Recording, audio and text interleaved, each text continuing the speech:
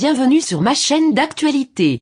Ici vous aurez toutes les informations, sur tout ce qui se passe dans notre monde, les dernières actualités et celles du moment. N'hésitez pas à vous abonner, et à activer la cloche de notification pour ne rater aucune des prochaines vidéos. Le troisième cycle de pourparlers entre la Russie et l'Ukraine s'est terminé à Belovezhskaya Pushcha. La réunion a duré environ 3 heures, selon l'agence TASS. La réunion dans la région de Brest en Biélorussie a commencé à presque 18 heures, bien qu'elle ait été initialement prévue à 15 heures. Le chef de la délégation russe, Vladimir Medinsky, a qualifié le retard des négociations de tradition diplomatique de la partie ukrainienne. À la fin de la réunion, les négociateurs ukrainiens se sont envolés à bord d'hélicoptères militaires de l'armée de l'air polonaise. L'attaché de presse du président russe, Dmitry Peskov, a clairement exposé les exigences de Kiev. Selon lui, l'Ukraine devrait reconnaître la Crimée comme russe, ainsi que l'indépendance des républiques populaires de Donetsk et Lugansk, DNR et LNR. De plus, Kiev doit amender la constitution et renoncer à prétendre rejoindre n'importe quel bloc. Selon lui, si ces conditions sont remplies, Moscou est prêt à arrêter à tout moment l'opération spéciale en Ukraine. À partir de 10 h le 7 mars, les forces armées russes ont décrété un régime de silence et ouvert des couloirs humanitaires pour les civils souhaitant quitter Kiev, Mariupol, Kharkiv et Soumy. Le même jour, la vice-première ministre ukrainienne Irina Vereshchuk a qualifié d'inacceptable la version proposée par Moscou des couloirs de gomme, qui impliquait l'évacuation des résidents vers le territoire de la Biélorussie et de la Russie. L'homme politique a également tenu compte de l'itinéraire proposé par Kiev, selon lequel les civils étaient censés partir vers les colonies ukrainiennes.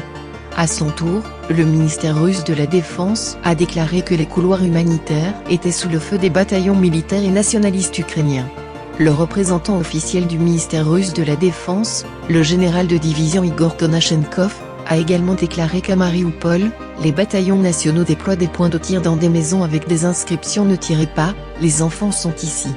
Après les pourparlers, Medinsky a exprimé l'espoir que les couloirs humanitaires commenceraient à fonctionner à partir du mardi 8 mars. Selon lui, la partie ukrainienne en a donné l'assurance. Le représentant de Moscou a également noté que la Russie avait soulevé la question de leur ouverture à blanc lors des négociations avec l'Ukraine. Évaluant le dialogue qui a eu lieu, Medinsky a déclaré qu'il n'y avait pas de progrès sérieux. Nos attentes dans les négociations ne se sont pas réalisées, a-t-il déclaré. Le diplomate a ajouté que les négociations se poursuivraient à l'avenir et espérait également qu'à l'avenir, les parties seraient en mesure de faire un pas en avant plus significatif. Cependant, Medinsky a dit que la délégation ukrainienne avait ramené les documents apportés par la Russie chez elle, pour étude. Il a expliqué que la partie russe est arrivée avec un grand nombre de documents, des accords spécifiques, des projets et des propositions.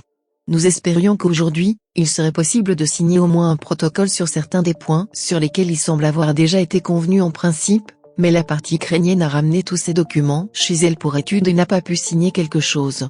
Sur place, a-t-il ajouté. Le représentant russe a souligné que la délégation de Kiev avait promis de revenir sur cette question lors de la prochaine réunion. À son tour, le conseiller du chef du bureau du président ukrainien Mikhaïl Podolyak a annoncé des progrès positifs dans l'amélioration de la logistique des couloirs humanitaires. Selon un membre de la délégation ukrainienne, des consultations intensives avec Moscou se sont poursuivies sur le principal bloc politique de la colonie, ainsi qu'un cessez-le-feu et des garanties de sécurité. Merci d'avoir regardé cette vidéo.